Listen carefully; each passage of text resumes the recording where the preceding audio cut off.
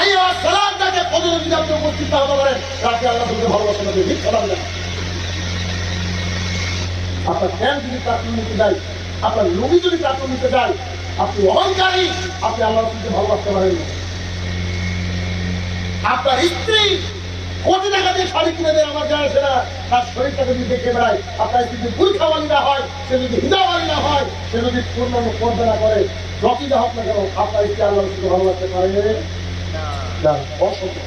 যদি বলে আমি আল্লাহ রসুলকে ভালোবাসি, আমি বললাম সে মিথ্যাবাদী, সে পিএইচডি করছে মিথ্যার উপরে। রাসূলুল্লাহ সাল্লাল্লাহু আলাইহি ওয়াসাল্লাম বলছেন, ওই ব্যক্তিকে বলা হবে যে এই ব্যক্তি সম্পর্কে কি জানো, তো যে ব্যক্তি তুলে আল্লাহ রসুলকে চিনতে পারেনি, যে ব্যক্তি দাঁড়িয়ে রাখেনি, যে ব্যক্তি পাঁচ ওয়াক্ত সালাত আদায় করেনি, যে ব্যক্তি বন্ধনের ধরন নিয়েছে বাড়িতে, যে ব্যক্তি এলআইসি বাইকে ছিল, যে ব্যক্তি দিনদার পাম্বির দরকার ফুল সিগারেট খেতে যান অবস্থান, সেই ব্যক্তি কি বলবে? হা হা না যদি হাই হাই আফসোস, আমার আজকে উত্তর দেওয়ার ক্ষমতা নেই। আচ্ছা, আপনারা যতজন মানুষ এখানে বসে আছেন, এইগুলাই কি এলাকার মানুষ না এই চাপ আছে? আছে না? তারা কি অলরেডি সার্টিফাইড? জানাতে সার্টিফিকেট পেয়ে গেছে, জানাতে যাবে কি? মনে হয় যাবে। আমার মনে হচ্ছে না। আমি হঠাৎ এই কথা কেন বললাম? আমি বলেছিলাম আমার কথাকে মূল্যায়ন করে এক একটা কথা আপনার জীবন পরিবর্তন করবে। কেন? হাদিস বলছি কিন্তু আমি হাদিসের মধ্যে এই কথা কেন বললাম জানেন? দেখেন, ফেরেশতা বলছে ওরা বেড়াইতা, ওরা তারাইতা, তুমি পড়ো শোনো না। আপনাকে পড়তে বলা হয়েছিল, পড়েননি, কিন্তু জলসার আয়োজন করা ছিল, ফুটবল আয়োজন করা ছিল, সেমিনারের আয়োজন করা ছিল, আপনাকে শুনতে হবে। কবরে এই কথা ফেরেশতা বলছে, দেখেন এই জালসা আসেনি না, আপনার ভাগ্য এই সিদ্ধান্ত হলো ফেরেশতা আপনাকে বলবো ওরা দাঁড়াইতা, ওরা তারাইতা, তুমি কি পড়োনি শোনোনি? কি বলবেন? না পড়িওনি শুনি। রাসূলুল্লাহ সাল্লাল্লাহু আলাইহি ওয়াসাল্লাম বলছেন, উত্তর পাওয়ার সাথে সাথে ফেরেশতা তাকে একটা হাতুড়ি দিয়ে মারবে, যে হাতুড়ি দিয়ে পৃথিবীর সবচেয়ে বড় পর্বতমালাকে মারলে একেবারে লেবেল হয়ে যেত হাতুড়ির অবস্থা। রাসূলুল্লাহ সাল্লাল্লাহু আলাইহি ওয়াসাল্লাম বলছেন, সে বাপরে বারে করে চিৎকার করবে, ফেরেশতার মারের চোটে গোটা পৃথিবীর সব কয়টা চিৎকার শুনতে পাবে না সাকারাইন, শুনতে পাবে না মানুষ, শুনতে পাবে না জিন, কুকুর শুনতে পাবে, আপনার বাড়ির বেড়ালটা শুনতে পাবে। শুনতে পাবে না কারা? মানুষ আর জিন বাকি কবরের শাস্তি সবাই শুনতে পায়। এই জন্য সবাই চেষ্টা করে কি, এরা গাছও আল্লাহকে চেষ্টা করে, আল্লাহর ভয়ে ভিড়ে থাকে, এরা কুকুরও আল্লাহর ভয়ে ভিড়ে থাকে। আপনি জানি না, আপনি রাজ্য হয়ে যাবো সামনে আরো হাদিস শুনে, আপনি এখানে দেখেন ফেরেশতা মারতে থাকে। এবার দুঃখের বিষয় কি জানেন? একজন পুলিশ আপনাকে ধরেছে, খুব ক্রিমিনাল, বড় আপনার ক্রিমিনাল, পুলিশে যদি মারে, পুলিশে তো কোনো মার করে জন্ম নিয়েছে, তাই না? কোনো তো একটু মায়া দেওয়া আছে, যতই মায়া দেওয়া থাক না তাই হোক না কেন, অন্তত মুখের উপরে মারে না। পুলিশে মারে মুখের উপরে, এর অন্যান্য অঙ্গে মারে কেন? যে বেচারা মুখের উপরে মারবো, এটা কেমন কথা? রাসূলুল্লাহ সাল্লাল্লাহু আলাইহি ওয়াসাল্লাম বলছে, তাকে হাতুড়ি দিয়ে মারার জন্য যে ফেরেশতা মোতায়েন করা হবে, এই ফেরেশতা চোখেও দেখে না, কানেও শুনে। মারের গতি কি হবে, কোথায় মারবে বুঝতে পেরেছেন? ও ফেরেশতা মারবে ভাবে চিৎকার করে না কেন? আমরা তো মারের গতি কি হবে? যেমন অনেক মানুষের দ্বারা কানে শুনতে পায় না, এটি কথা হলে কি বলছো ওই না, ও রেগে যায় একটু, ফেরেশতা কিনা কারার বুঝতে পারছেন তো? মারতে থাকবে, এগুলো হাদিস শেষ হয়নি, হাদিসটা অনেক লম্বা। রাসূলুল্লাহ সাল্লাল্লাহু আলাইহি ওয়াসাল্লাম বলছেন, আল্লাহ সুবহানাহু ওয়া তাআলা আকাশ থেকে বলবে কবরের মাটি, আল্লাহ বলেন সব আল্লাহ কথা শুনে, একমাত্র আমরা আল্লাহ কথা শুনে না। রাসূলুল্লাহ সাল্লাল্লাহু আলাইহি ওয়াসাল্লাম বলছেন, আল্লাহ তাআলা কবরের মাটিকে নির্দেশ দেবে যে তাকে চেপে ধরো, কবরের মাটিকে নির্দেশ দেবে তাকে চেপে ধরো। রাসূলুল্লাহ সাল্লাল্লাহু আলাইহি ওয়াসাল্লাম হাদিসে বাক্যটা বলছে, হাত্তা তাকতালি পাদুলাহু, ডান পাদুলের হার আর বাম পাদুলের হার এইভাবে ঢুকে যাবে, এইভাবে ঢুকে যাবে, এই পাদুলের হাড়গুলা এভাবে ঢুকে যাবে, এইভাবে চলতে থাকবে কতদিন? যতদিন না কিয়ামতের মাঠে উঠছেন ততদিন। মনে যাবার কবরের আযাব সহ্য করার ক্ষমতা কি কারণ থাকবে? আমার হিসাব তো নাই, দেখেন আমি তো বুঝতে পারি। আব্দুল্লাহ ইবনে উমর রাদিয়াল্লাহু তাআলা আনহু বলেন, রাসূলুল্লাহ সাল্লাল্লাহু আলাইহি ওয়াসাল্লাম বলেছেন, রাসূলুল্লাহ সাল্লাল্লাহু আলাইহি ওয়াসাল্লাম বলেছেন যে আমি জানি সাদ রাদিয়াল্লাহু তাআলা আনহু কবরে আযাব হবে না। তার জানা যায় আল্লাহ তাআলা ৭০,০০০ ফেরেশতা পাঠিয়েছিলেন। যার মৃত্যুতে আসমান থরথর থরথর করে কেঁপে উঠেছিল। কি যে ইমানদার মানুষ! কত বিখ্যাত সাহাবী সাদ রাদিয়াল্লাহু তাআলা, তিনি যখন মারা যায় আল্লাহর আরশ থরথর করে কেঁপে উঠেছিল। তিনি যখন মারা যায় তার জানাজায় 70,000 ফেরেশতা গেছিল। তার জানাজায় কে গেছিল? 70,000 ফেরেশতা। রাসূল সাল্লাল্লাহু আলাইহি ওয়াসাল্লাম বলছে এর আযাব হবে না। রাসূল সাল্লাল্লাহু আলাইহি ওয়াসাল্লাম বলছে আমি তাজ্জব হয়ে গেলাম। তাকে কবরস্থ করার পর দেখলাম দুদিকের মাটি ধেয়ে আসছে, তারও কবরে আযাব হয়েছে। তবে একটু করে তো সরে গিয়েছে, তারও কবরে আযাব হয়েছে। পরের পরিস্থিতি যায়েদ ইবনে সাবিত রাদিয়াল্লাহু তাআলা বলেন, আমরা একবার রাসূলুল্লাহ সাল্লাল্লাহু আলাইহি ওয়াসাল্লামের সঙ্গে আনসারী ভাইয়ের বাগানের পাশ দিয়ে যাচ্ছিলাম। রাসূলুল্লাহ সাল্লাল্লাহু আলাইহি ওয়াসাল্লাম একটা খচ্চরের উপরে চড়েছিলেন। পাশে ছিল 5-6টা কবর। আল্লাহ রাসূলের খচ্চরটা এমন করে লাফিয়ে উঠলেন, আল্লাহ রাসূলকে মনে হয় ফেলে দিবেন। আল্লাহ রাসূলকে মনে হয় ফেলে দিবেন। আল্লাহ রাসূল কোনরকম নিজেকে সামনে নিয়ে বলেন, সাহাবীরা কি রাসূল বলেন এই যে কবরগুলো দেখছো, এই কবরগুলা এরা কবে মারা গিয়েছে তথ্য আছে কি? তোমরা কি বলতে পারো এই কবরগুলা কবেকার কি সমাচার? হ্যাঁ হ্যাঁ আমরা জানি। তো কবেকার বলো? এরা সবাই মুশরিক অবস্থায় মারা গিয়েছে। মুশরিক অবস্থায় মারা গিয়েছে। মুশরিক মানে হিন্দু ইহুদি খ্রিস্টান না, যে তাবিজ বিক্রি করে এও মুশরিক, যে ফুরফুরা গিয়ে শেখ দাদা এও মুশরিক, যে আদিনাকে গিয়ে শেখ সন্তান চাই এও মুশরিক, যে তাবিজ ঝুলাই এও মুশরিক। ঘরে ঘরে মুশরিক তৈরি হয়ে আছে। দেখেন রাসূলুল্লাহ সাল্লাল্লাহু আলাইহি ওয়াসাল্লাম বলছেন এদের কবরে ভয়াবহ আযাব হচ্ছে, যে আযাবটা আমার খচ্চর শুনতে পেয়েছে, যে আযাবটা আমার খচ্চর শুনতে পেয়ে লাফিয়ে উঠেছে আমাকে ফেলে দেওয়ার মতো। সাহাবীরা আল্লাহর কসম করে বলছি, আমি আল্লাহর কাছে দোয়া করতাম তোমাদের জন্য, আল্লাহ যেন একটু তোমাদেরকে কবরে আযাব শুনে দেয়। তবে আমি আল্লাহর কাছে দোয়া করলাম না এই জন্য, তোমরা যদি কেউ আজকে জেনে নাও যে কবরে কেমন আযাব হয়, একটু শুনে নাও কবরে কেমন আযাব হয়। আল্লাহর কসম করে বলছি, তোমাদের কোনো ভাই যদি মারা যায় তোমরা তাকে দাফন করে নেবে, পালিয়ে যাবে। কবর এত ভয়াবহ জায়গা, এত ডেঞ্জারাস জোন যে তোমরা তার নাম শুনলে কি করবে? পালিয়ে যাবে। তাই আমি আল্লাহর কাছে দোয়া করলাম না। এই কথা বলে যায়েদ ইবনে সাবিত রাদিয়াল্লাহু তাআলা বলেন, আল্লাহ আমাদের দিকে ঘুরলেন, ঘুরে বলছেন, সাহাবীরা তোমরা আল্লাহ তাআলার কাছে কবরের ফিতনা থেকে পানা চাও। আমরা বললাম, আল্লাহ আমাদেরকে কবরের ফিতনা থেকে বাঁচাও। রাসূলুল্লাহ সাল্লাল্লাহু আলাইহি ওয়াসাল্লাম বলেন, তোমরা আল্লাহ তাআলার কাছে জাহান্নাম থেকে পানা চাও। আমরা বললাম, আল্লাহ হে আমাদের প্রতিপালক, আমাদেরকে জাহান্নামের আগুন থেকে বাঁচান। রাসূল সাল্লাল্লাহু আলাইহি ওয়াসাল্লাম বললেন, তোমরা প্রকাশ্য এবং অপ্রকাশ্য ফিতনা থেকে আল্লাহর কাছে পানা চাও। আমরা বললাম, হে আমার প্রতিপালক, আপনি আমাদেরকে প্রকাশ্য অপ্রকাশ্য ফিতনা থেকে পানা দেন। আল্লাহ রাসূল সাল্লাল্লাহু আলাইহি ওয়াসাল্লাম বললেন, তোমরা দাজ্জালের ফিতনা থেকে পানা চাও। আমরা সাহাবায়ে কেরাম সবাই মিলে বললাম, হে আমাদের প্রতিপালক, আপনি আমাদেরকে দাজ্জালের ফিতনা থেকে রক্ষা করেন। হাদিস বুখারী মুসলিম। বলেন কি কঠিন জায়গা কবর? কত কঠিন জায়গা। অর্থাৎ এই কবরের ব্যাপারে আমাদের কোনো টেনশন নেই।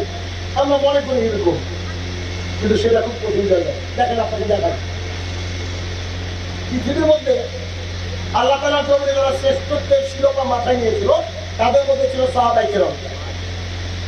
সাহাবীদের মধ্যে কিছু বিখ্যাত মানুষ ছিল, মানে বিখ্যাত ছিলেন সাহাবীদের মধ্যে টপারের মধ্যে ছিলেন উসমান রাদিয়াল্লাহু তাআলা। নাম শুনেছেন? একই মজলিসে বসে 7 বার জান্নাতের সার্টিফিকেট। তিনি এত দাম ছিলেন, এত দাম ছিলেন।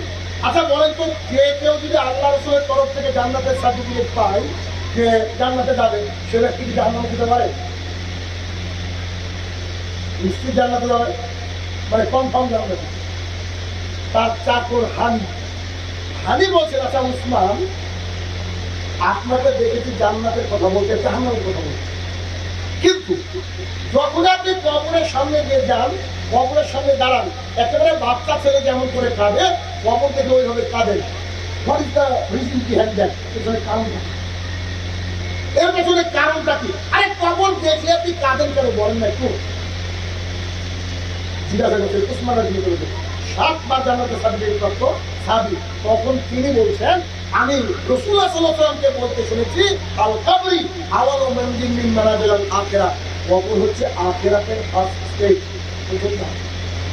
একটু করে কি তোমরা কবর, তারপরে কি কিয়ামতের মাঠ, ফুলসিরাত, কান্তারা, জান্নাত ও জাহান্নাম, অনেক কিছু আছে, একটু দেখাই। তিনি বলছেন আমি রাসূলুল্লাহ সাল্লাল্লাহু আলাইহি ওয়াসাল্লামকে বলতে শুনেছি পরকালের প্রথম ধাপ হচ্ছে কবর, আর এটাও শুনেছি যে ব্যক্তি কবরে আটকে গেল তার কিয়ামতের মাঠ খুব জটিল এবং কঠিন, হয়তো থাকার জায়গা জাহান্নাম, আর যে ব্যক্তি কবরে বেঁচে গেল সে ব্যক্তি হয়তো জান্নাতে যাবে। আমি উসমান ভয় করি আমি কবরে টিকতে পারবো তো। যারা বুঝে তাদের এতটুকু যথেষ্ট।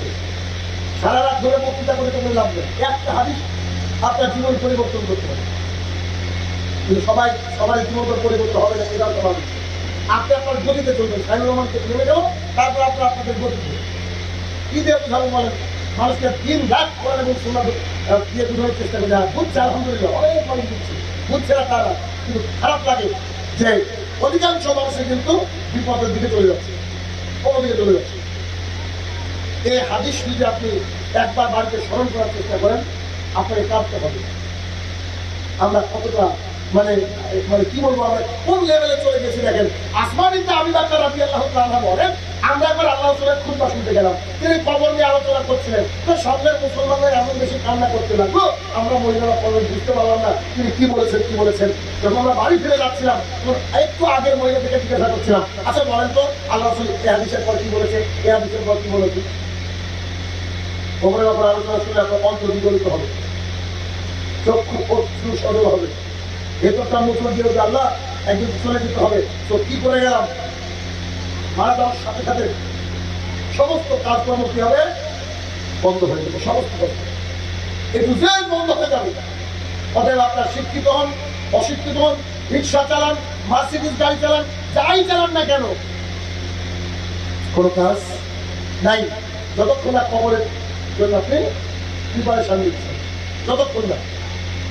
দেখেন সৌদি আরবের মুনাফিক মানুষেরা নামাজ পড়ছে, আর আমাদের দেশে যারা নিজেকে মনে করে যে আমি যে খাঁটি মুসল্লি, তারাই নামাজ পড়ে, ঠিক না? তারাই নামাজ পড়ে না। অর্থাৎ খবর নিয়ে আমাদেরকে বেশ বেশি গবেষণা করা উচিত, আমাদের জীবনটাকে ঢেলে সাজানোর জন্য, আমাদের চরিত্রটাকে সুন্দর করার জন্য। কারণ এর চেয়ে ভালো রাস্তা, এর চেয়ে ভালো হয়ে আমার জানা নেই, এত সুন্দর রাস্তা। দেখেন আবু হুরায়রা রাদিয়াল্লাহু তাআলা বলেন, রাসূলুল্লাহ সাল্লাল্লাহু আলাইহি ওয়াসাল্লাম বলেছেন, যখন কোনো বান্দাকে কবরের মধ্যে রেখে দেওয়া হয় তখন তার কাছে দুজন ফেরেশতা চলে আসে। ফেরেশতারা দেখতে কালো, চোখ নীল। ফেরেশতারা দেখতে কালো, চোখ নীল। এই জন্য সূরা কলমের মধ্যে বলা হয়েছে যে গোটা পৃথিবীর সমস্ত গাছগুলা যদি কলম হয়, সমুদ্রের পানিগুলো যদি কালি হয়, আপনি ইনভেস্টিগেশন করতে পারবেন না, ব্যাখ্যা করতে পারবেন না, কলম শেষ হয়ে যাবে, কালি শেষ হয়ে যাবে। আল্লাহ সুবহানাহু ওয়া তাআলা কম্বিনেশন সাথে দেখেন, নাকির আর মুনকার নামের দুই ফেরেশতাকে পাঠাচ্ছেন, তারা দেখতে কালো আর হচ্ছে তাদের চোখ নীল। কালো আর নীল দেখা একটা ভয়ঙ্কর কিছু ইন্ডিকেট করে, খেয়াল করে। কালো আর নীল একটা ভয়ঙ্কর একটা ইন্ডিকেট করে। রাসূলুল্লাহ সাল্লাল্লাহু আলাইহি ওয়াসাল্লাম বলছেন, একটা মানুষ পৃথিবী থেকে আসলো, কবর 3.5 পর কথা একেবারে অন্ধকার, এমন অবস্থায় সে কিছুই বুঝতে পারেনি, শুধু শুনতে পাচ্ছে, তাকে রেখে তার আত্মীয় পরিজন সবাই চলে যাচ্ছে। ইন দ্যাট সিচুয়েশন দুজন ফেরেশতা লিখেছে, একজনের নাম নাকির, অপরজনের নাম মুনকার, এসে তাদেরকে বসায়, অথবা তাকে বলছে মা হাজার রাসূলুল্লাহ আর শুধু বলো তো এই ব্যক্তিকে, ও যদি বলে হুয়া মুহাম্মদ রাসূলুল্লাহ সাল্লাল্লাহু আলাইহি ওয়াসাল্লাম, তাহলে তার কবরকে 70 হাত প্রশস্ত করে দেওয়া হয়। 3 হাত আর 3 হাত থাকে না, এদিকে 70 হাত আর এই সাইডে 70 হাত প্রশস্ত করে দেওয়া হয়। আর তাকে বলা হয় যে আল্লাহ রাসূলকে তুমি চেনো, জানো? ও যদি বেঈমান হয়, বেদিন হয়, ও বলবে হা হালা আদরি, হাই আই আফসোস আমি জানি না, তখন তার কবরকে সংকুচিত করা হয়। কিভাবে সংকুচিত করায়, একটু আগে কিন্তু হাদিসটা শুনলেন, যে পরিস্থিতি কত ভয়াবহ একবার চিন্তা করেন। বারা ইবনে আযিব রাদিয়াল্লাহু তাআলা বলেন, আমরা রাসূলুল্লাহ সাল্লাল্লাহু আলাইহি ওয়াসাল্লামের সাথে এক আনসারী ভাইয়ের জানাজায় উপস্থিত হলাম।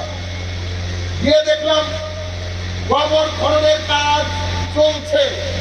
আপনার এলাকায় যখন জানাজা হয়, গ্রুপ গ্রুপ মানুষ দাঁড়িয়ে থেকে দেখবেন অনেক কথা বলে, নানান রকম দুনিয়াবি কথা বলে। শুরুতে যে কথা বলেছিলাম, এই হাদিসটা শুনলে বুঝতে পারবেন। দেখেন, আমরা একবার রাসূলুল্লাহ সাল্লাল্লাহু আলাইহি ওয়াসাল্লামের সঙ্গে জানাজায় গেলাম, এক আনসারী ভাই বলছেন যে বারা ইবনে আযিব রাদিয়াল্লাহু তাআলা আনহু, গিয়ে দেখি কবর খননের কাজ চলছে। আল্লাহ রাসূল বসে পড়লেন আর আমরা বসে পড়লাম। আমরা এমন ভাবে বসে পড়লাম, আমাদেরকে দেখে মনে হচ্ছে আমরা গাছের গুড়ি। গাছের গুড়ি বুঝেন কি? এটা গাছকে নিজে থেকে কেটে দিয়েছেন, এটাকে বলা হয় গাছের গুড়ি। এই গাছের গুড়ির উপরে পাখি বসলে পাখি কি ভয় করে নাকি যে গাছ আমাকে ধরে নেবে? ভয় করে না। মানুষের মাথায় পাখি বসে কি? বাড়িতে বসে আছেন, শাড়িতে সেটা বসছে, কাঠ হিসেবে বসছে, এমন কিছু হয় কি? কেন? ও বুঝতে পারে মানুষ। হাদিসটা বুঝেন। তিনি বলেন আল্লাহ রাসূল বসে গেলেন, আমরাও বসে গেলাম, এবং আমরা এমন করে বসে গেলাম আমাদেরকে দেখে মনে হচ্ছিল আমরা এক একটা গাছের গুড়ি। তার মানে যখন কারো জানাজা উপস্থিত হবে, কেউ মারা যাবে, আপনার দেহটা নির্ভর হয়ে যাবে, আপনি মায়ুস হয়ে যাবেন, আপনার অন্তরটা বিগলিত হবে, দুনিয়াবি কোনো চিন্তা আসবে না। আপনার ভেতরে একটা চিন্তা আসবে, আল্লাহ আজকে যদি আমি চলে যাই, আমি তোমাকে কি জবাব দিব? আমি কি আল্লাহ রাসূলকে চিনতে পারবো কি?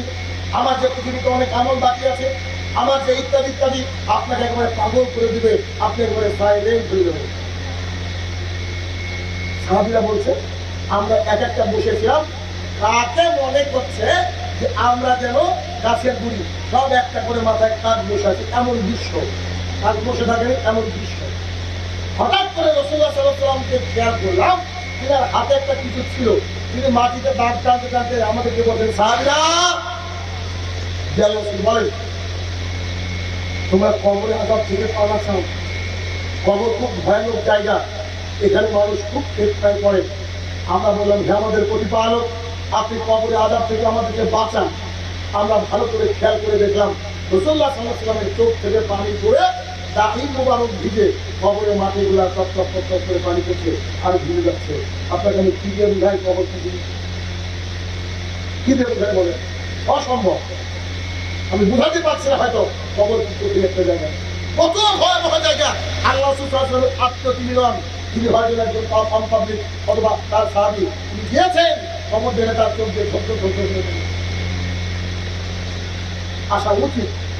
আপনি কোনো কবরের পাশে দাঁড়িয়ে গেলে আপনাকে চোখে পানি আসবে, একটু নিজেকে যাচাই করে যদি দেখেন যে না পানি আসছে না, কারণ মৃত্যু করে সময় ভিতরটা মোচর দিয়ে উঠছে না, তাহলে আমি বলবো যে হাত ক্লিন ইউর হার্ট, আপনি অন্তর্কে পরিষ্কার করেন।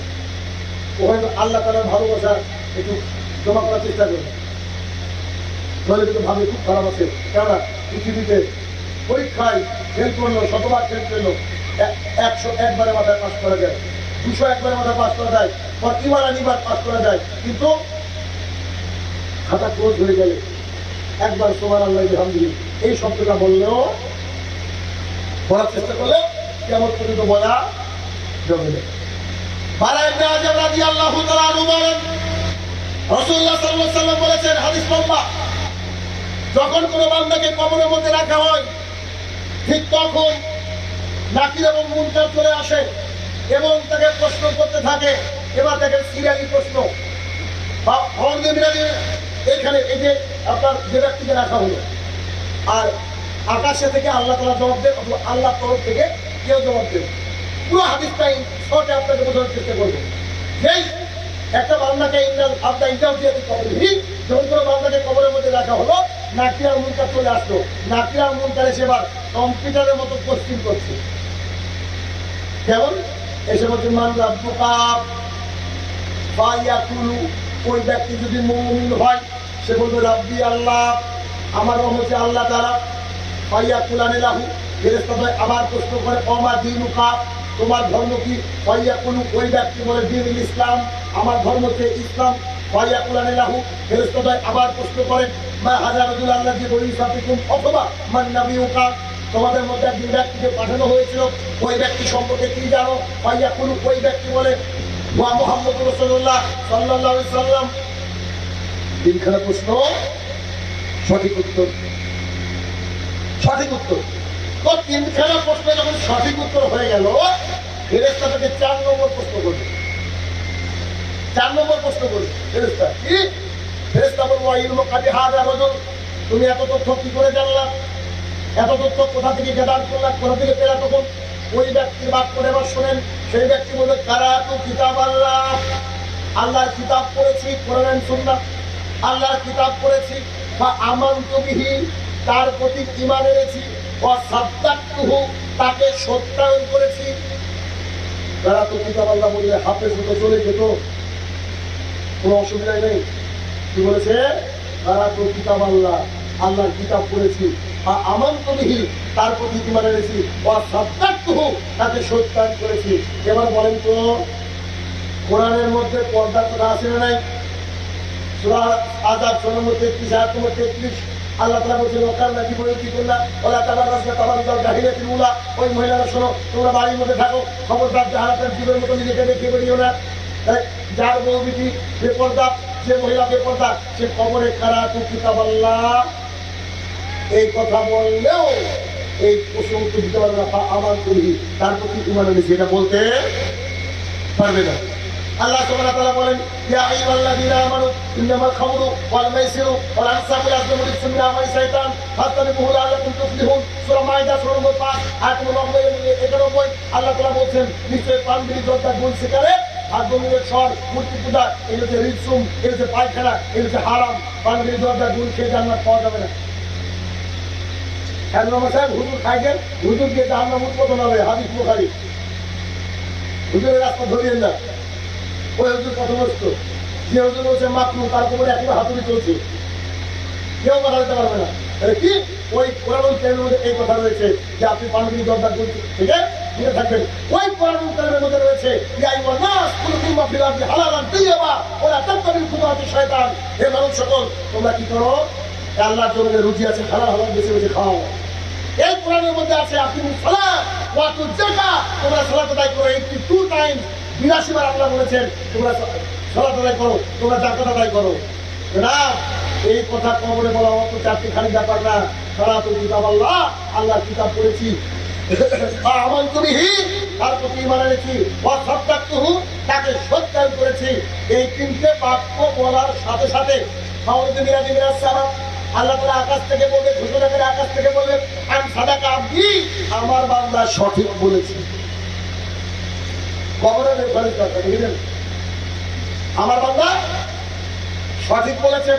আল্লাহ সুবহানাহু ওয়া তাআলা আকাশ থেকে বলে ফাতরাসুম মিনাল জান্নাত, সেই ব্যক্তির জন্য জান্নাতের বিছানা বিছিয়ে দাও। ওয়া লিবাসু মিনাল জান্নাত, সেই ব্যক্তিকে জান্নাতের পোশাক পরিয়ে দাও। ওয়া ইফতাহু লাহু বাবান মিনাল জান্নাত, তার জন্য জান্নাতের একটা গেট খুলে দাও। এটা যারা মুমিন, যারা কোরআন এবং সুন্নাহকে 100তে 100 মেনে চলেছে, তাদের সিচুয়েশন হবে।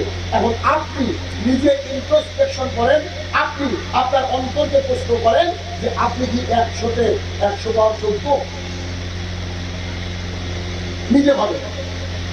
একই হাদিসে রাসূল সাল্লাল্লাহু আলাইহি ওয়াসাল্লাম বলছে এই ব্যক্তি যদি বেদিন বেঈমান হয়, ফেরেশতা একই প্রশ্ন করবে। ফেরেশতা প্রশ্ন কি? ফেরেশতা বলছে আমার দিনুকা, তোমার দিন কি? ফায়াকুলু, ওই ব্যক্তি বলছে হা হা লা আদরি।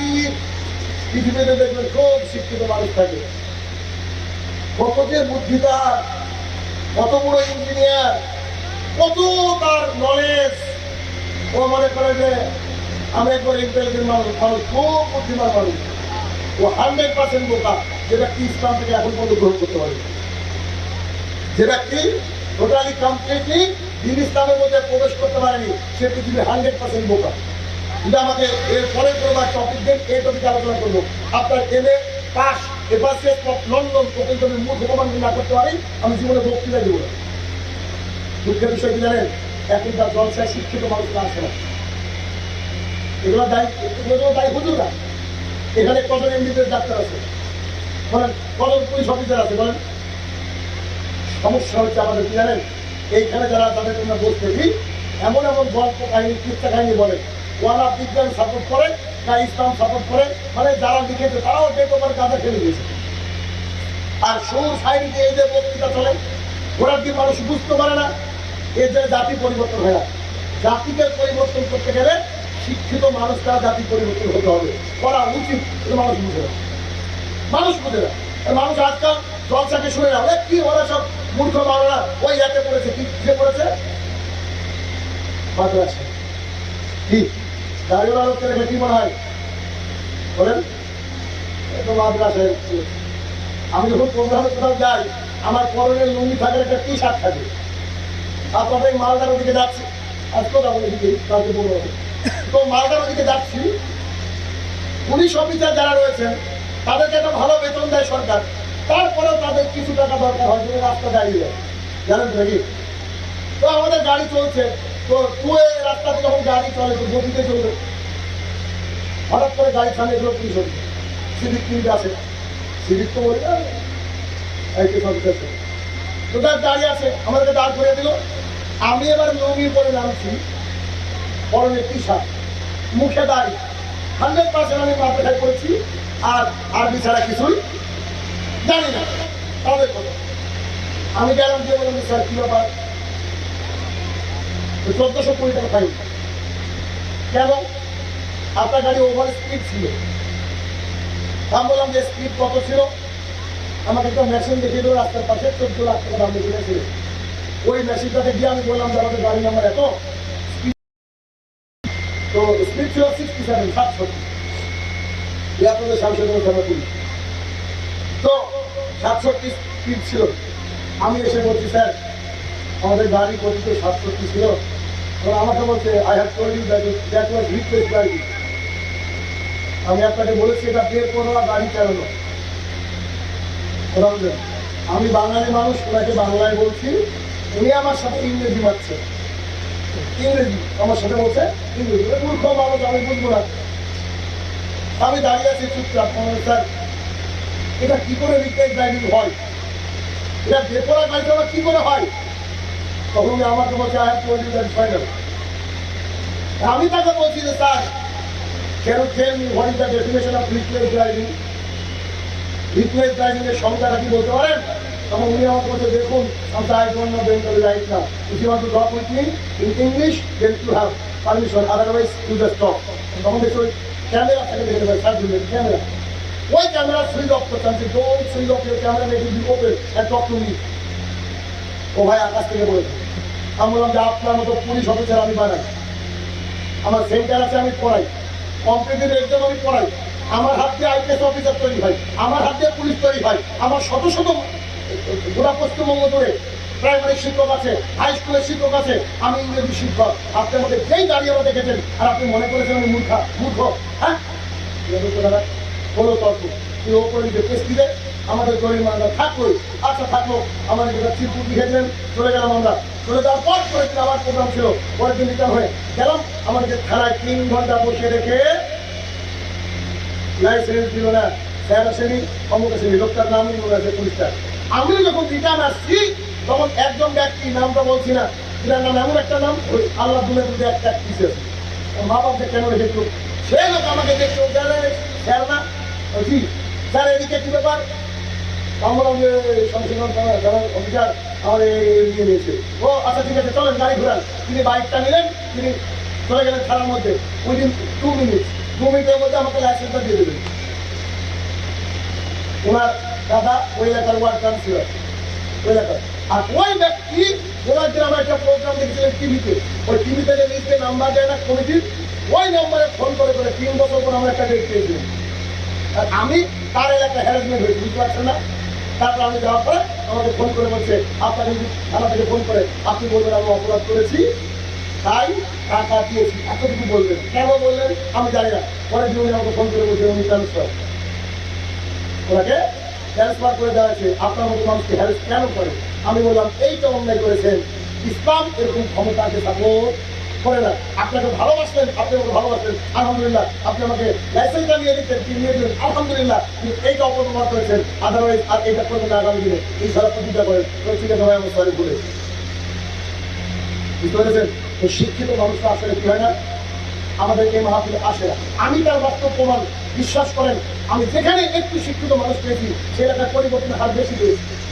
তারা তাদের খোরাকটা পায় না, তারা তাদের যে যারা যে স্পৃহা, যারা যে আগ্রহ, আগ্রহের যে ফুলফিলমেন্ট এটা তারা পায় না। অতএব কত শিক্ষিত হাই এডুকেটেড মানুষ কবরে কি বলবে জানেন?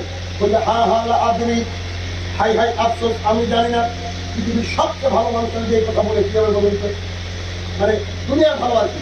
তারপরে ভাইয়া খুলে নিলাম, ফেরেশতাদের প্রশ্ন করলো অমা দিনুকা, তোমার ধর্ম কি, তোমার মানরাকুকা, তোমার রবকে, অমা দিনুকা, তোমার ধর্ম কি? ভাইয়া কুলু, ওই ব্যক্তি বলবে হা হা আদমি, হা হা আদমি, হাই হাই আফসোস, I have no capacity to give you answer, আমার উত্তর দেওয়ার ক্ষমতা নেই। পাও ভাইয়া খুলে নিলাম, ফেরেশতারা আবার প্রশ্ন করবে মানরাবিউকা, তোমার নবীকে, ভাইয়া কুলু, ওই ব্যক্তি বলবে হা হা আদমি, হাই হাই আফসোস, আমি উত্তর দিতে পারি না। এবার আল্লাহ সুবহানাহু ওয়া তাআলা আকাশ থেকে বলেছিলেন আমার বান্দা সত্য বলেছে। এবার আল্লাহ সুবহানাহু ওয়া তাআলা কি বলেছে দেখেন, ভাই আল্লাহ সুবহানাহু ওয়া তাআলা আল্লাহ সুবহানাহু ওয়া তাআলা আকাশ থেকে বলছে আন কাযাবা, ও মিথ্যা কথা বলছে। আল্লাহ নিজের বান্দা বলতে অস্বীকার করছে। আল্লাহ কি বলছে? আন কাযাবা, ও মিথ্যা কথা বলছে, ও মিথ্যুক। তো জানেন আমার পৃথিবীতে বক্তৃতা শোনেনি, পৃথিবীতে কোরআন শোনা করেনি, আপনি আমি বাঁচবো কি করে? ইউটিউব তো আমাদের কাছে আছে, আমরা বহুত বড় বড় আলেমদের বক্তৃতা শুনতে পাচ্ছি। আপনার আমার বাঁচার রাস্তা কি? দিনরাত গানের মধ্যে হেডফোন ঢুকে আমরা দিনরাত গান শুনছি, আপনার আমার বাঁচার রাস্তা কি বলেন? আমরা কি বলতে পারবো না না না না আমরা আমাদের সময় ওরকম কোনো পরিস্থিতি ছিল না যে আমরা একটু জিনিস নাম জানবো? এই রাস্তা তো আপনার আমার নাই, মিডিয়া সহজ করে দিয়েছে। তাহলে কি করবেন? রাস্তা আছে কি? নাই। এবার আল্লাহ তাআলা কি বলছে? আন কাযাবা, ওই ব্যক্তি মিথ্যা কথা বলছে। আমি মনে করি এতদিন যে আল্লাহ রসুল যে হাদিসটা রেখে দিতেন আর আল্লাহ যে হাদিস থেকে দেওয়া বাড়াতেন, কিছু লোক বাঁচত, কিছু লোক বাঁচত, কিন্তু বাঁচার রাস্তা নাই। হাদিসের পরের অংশে বাঁচার রাস্তা নাই। কেন? আল্লাহ সুবহানাহু ওয়া তাআলা বলছেন ফাকরাসু মিনান নার, জাহান্নামের বিছানা বিছিয়ে দাও। আজকে খুব গরম পড়েছে না? বেশি গরম পড়েছে কিনা? আমাদের তো চরম গরম। এই দিনে কেউ খালি গায়ে ছাদের উপরে হোক আর ঘরের টিনের উপরে হোক শুয়ে থাকতে পারবেন 5 মিনিট? যদি পসিবল, সম্ভব? কবরে আল্লাহ তাআলা বলছে জাহান্নামের বিছানা হবে। আবু হুরায়রা রাদিয়াল্লাহু আনহু বলেন রাসূলুল্লাহ সাল্লাল্লাহু আলাইহি ওয়াসাল্লাম বলেছেন তোমাদের দুনিয়ার আগুনকে 69 দিয়ে গুণ করে যে আগুন হবে সেটাকে জাহান্নামের আগুন। জাহান্নামের আগুন নিজে জ্বলতে জ্বলতে এত জ্বলেছে ও কালো হয়ে গেছে। জাহান্নামের আগুনে যদি বিশাল মানব দেহকে, বিশাল বড় দত্তকে ফেলে দেওয়া হয়, 1 সেকেন্ড সময় লাগবে না, গলিতে আগুন ধরে যাবে। আমি কি দিয়ে ভাবো বলেন দেখি? বক্সিং চ্যাম্পিয়ন মোহাম্মদ আলী নাম শুনেছেন? মোহাম্মদ আলী, যার কারণে আমেরিকা এখন 20 লক্ষের আশপাশে মুসলমান আমেরিকা। আল্লাহু আকবার। তিনি কিন্তু ওই যে কালো ছিলেন, কালো, আর কালো তো ছিলেন ওই নিচু জাত নাকি বলে নিচু জাতের ছিলেন। তিনি এত বড় মাপের খেলোয়াড় হওয়ার পরে, চ্যাম্পিয়ন হওয়ার পরে বিভিন্ন জায়গায় গিয়ে হয়রানি শিকার হতেন। তিনি অনেক ধর্ম পড়াশোনা করে ইসলাম ধর্ম গ্রহণ করলেন। ইসলাম ধর্ম গ্রহণ করার পরে তিনি একটা বাক্য বলে গিয়েছেন, বাক্য আপনার সঙ্গে রিপিট করছি। মিস্টার আলী বলছেন I don't smoke, always I keep a match into my pocket. When my soul going towards the sin, I burn a mastic and touch to my palm and say to myself, "Oh Ali, how can you bear the hellfire of Jahannam?" Mr. Ali বলছেন আমি বিড়ি cigarette খাই না, আমি বিড়ি cigarette খাই না, আমার পকেটে একটা দেশলাই রাখি। যখন আমার আত্মাটা পাপের দিকে ধাবিত হয়, যখন আমার আত্মাটা মন চায় যে লেটস হ্যাভ আ ড্রিঙ্ক, চলে একটু মদ খাই, বেটিং কেরিংকারি করে অপর পক্ষকে জিতে দিই, যখন আমার আত্মাটা মনে যে বারে একটু ডান্স করি, যখন আমার আত্মাটা এরকম ধাবিত হয়, আমি একটা দেশলাই কাঠি জ্বালাই, কাজ তোমায় পাও। আমি আমার হাতের তালুকে এভাবে ধরে রাখি এবং আমি আমার নিজেকে বলি, ও Ali, how can you bear the hellfire of জাহান্নাম? তুই জাহান্নামের আগুন কি করে সহ্য করবি? তুই একটা দেশলাইয়ের কাঠির উত্তাপ সহ্য করতে পারছিস। নতুন মুসলমান মানুষ, আপনি মুসলমান, আপনার 14 বছর মুসলমান, অথচ পাপের সাগর। তো রাসূলুল্লাহ সাল্লাল্লাহু আলাইহি ওয়াসাল্লাম বলছেন তাকে বলা হবে ফাকরাসু মিনান নার, জাহান্নামের বিছানা বিছিয়ে দাও। অবশ্যই that is enough for us. কিন্তু এখানে দ্বিতীয় বাক্য কি বলছেন আল্লাহ তাআলা, ওয়ালিবাসু মিনান নার, জাহান্নামের জুব্বা পরিয়ে দাও, জাহান্নামের শার্ট পরিয়ে দাও, জাহান্নামের পোশাক পরিয়ে দাও। এরপর আল্লাহ সুবহানাহু ওয়া তাআলা এখনো থামেননি। আল্লাহ সুবহানাহু ওয়া তাআলা বলেন ওয়াইফতাহু বাবান মিনান নার, জাহান্নামের দিককার দরজা খুলে দাও। এই মুহূর্তে একটা কুৎসিত মানুষ চলে আসবে, এই কুৎসিত মানুষটা আসবে আর এই ব্যক্তি তাকে দেখে বলবে, মান আনতা, তুমি কে? তোমাকে দেখে মনে হচ্ছে, তোমার সকল সুরত দেখে মনে হচ্ছে যে তোমার মধ্যে একটা খারাপ কিছু রয়েছে, তুমি যেন খারাপ সংবাদ দিবা। এবং সেই ব্যক্তি বলবে, আনা আমালুকা খাবিস, আমি তোর খবিস আমল, আমি তোর ক্যারাম বোর্ড খেলা, আমি তোর পাবজি খেলা, আমি মোবাইলে টিকটক দেখা, আমি হারাম পরীক্ষার সাথে যুক্ত হওয়া, আমি এমনি সবাইকে স্পেয়ার করা, অপচয় করা, আমি নামাজ না পড়া, আমি জাকাত না দেওয়া, আমি সিয়াম না করা, আমি অবৈধ রিলেশনশিপে জড়িয়ে থাকা। তখন সেই ব্যক্তি বলবে, এটা আমার প্রতিপালক, এখানে যা খাচ্ছি খাই, আর তুমি কিয়ামতের মাঠ কায়েম করো না। এই হাদিসের একটা অংশ ছেড়ে দিয়েছি, সেটা হচ্ছে এই যে ওই ব্যক্তি, আগের ব্যক্তি যার এই অবস্থা, সুন্দর অবস্থা, তার কাছে একটা সুন্দর দেখতে ভালো চেহারা মানুষ আসবে, সে যখন আসবে তাকে দেখে মনে হবে তার চেহারা আমাদের কল্যাণ রয়েছে, তাকে বলবে, মানান তা তুমি কে? তোমার আনা আমার কাছে চলে, আমি তোমার নেক আমল। সেই লোক বলবে, আল্লাহ কবরের মধ্যে যদি এত নিয়ামত পাই, তুমি তাড়াতাড়ি কিয়ামতের মাঠ কায়েম করো, কারণ আমি জান্নাতে যাবো, জান্নাতে গিয়ে নিয়ামত ভোগ করবো। ভাই টাইম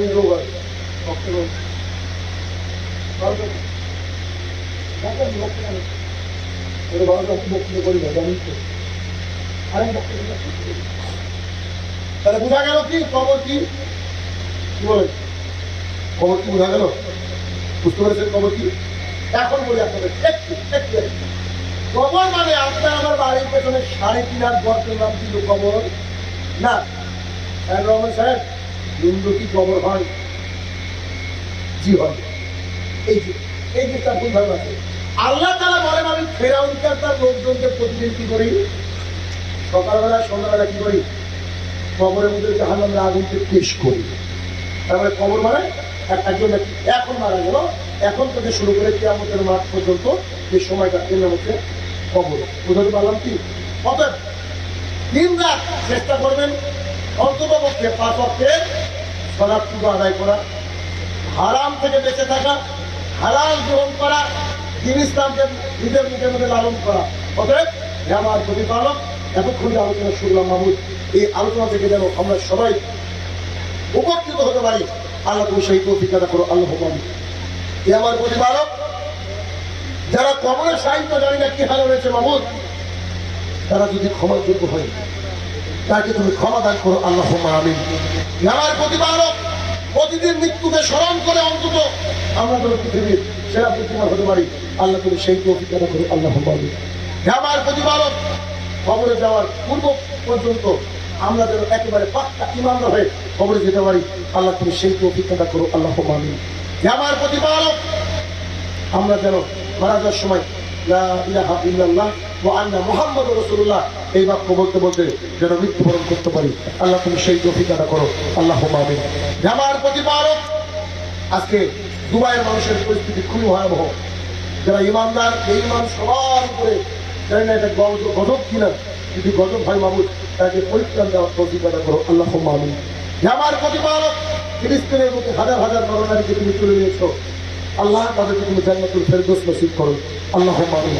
আর যে মা বাবার বুক তুমি খালি করে দিয়েছো ফিলিস্তিনে, সোমালিয়া, বিভিন্ন প্রান্তে, আল্লাহ গো, তারা যেন তাদের বুকটা কোনটা ধর্মের দ্বারা পরিপূর্ণ করতে পারে, আল্লাহ তুমি সেই তৌফিক দান করো। আল্লাহ আমিন। আমার প্রতিপালক, জানি না ভারতবর্ষের আগামী দিনের পরিস্থিতি হয়তো খুব ভয়াবহ, যদি আমাদের তরফ থেকে, তোমার তরফ থেকে গজব হয়, আমাদেরকে গজব থেকে রক্ষা করো। আর যদি পরীক্ষা হয়, এদেরকে উত্তীর্ণ হওয়ার তৌফিক দান করো। আল্লাহুম্মা আমিন। আসসালামু আলাইকুম ওয়া রাহমাতুল্লাহি ওয়া বারাকাতুহু।